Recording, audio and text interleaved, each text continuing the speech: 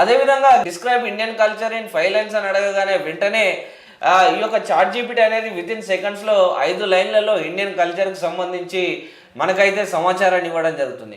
ఆ తర్వాత కనుక మళ్ళొకసారి టెస్ట్ చేయడానికి మనము గివ్ మీ ఇన్ 3 లైన్స్ అంటే 3 లైన్స్లో ఇండియన్ కల్చర్కి సంబంధించి వివరాలు అనేది ఇవ్వడం జరుగుతుంది. అదేవిధంగా మనం కనుక గివ్ మీ ఇన్ 1 వర్డ్ అని కొట్టినట్టయితే ఈ చాట్ జీపీటీలో India culture is depend on diversity అనేది చెప్పడం జరుగుతుంది. సో మరి ఈ డైవర్సిటీ అనేది ఏంటి అని కనుక చూసుకుంటే భారతదేశంలో వైవిధ్యమైనటువంటి కల్చర్స్ ఉంటాయి, అదేవిధంగా వైవిధ్యమైనటువంటి మతాలు ఉంటాయి, ఏకత్వంలో భిన్నత్వంగా మన భారతదేశం అనేది ఉంటుంది. సో మరి మనము దీన్ని గురించి ఈ విధంగా ఏ విషయాన్ని ఏ సమాచారాన్ని గురించి అయినా మనము ఈ విధంగా క్రోడీకరించి రాయాలంటే మనకి చాలా సమయం పడుతుంది, అదేవిధంగా చాలా సమయాన్ని వెచ్చించాల్సి ఉంటుంది. కానీ ఈ చాట్ జీపీటీలో కనుక మనకి ఏ సమాచారాన్ని అడిగినా కానీ అదైతే మనకి సమాధానం ఇవ్వడం జరుగుతుంది.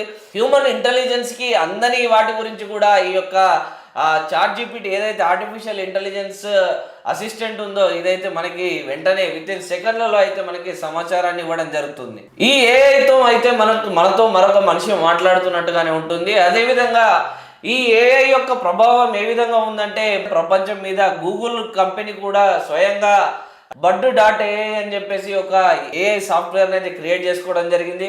అదేవిధంగా ఈ మైక్రోసాఫ్ట్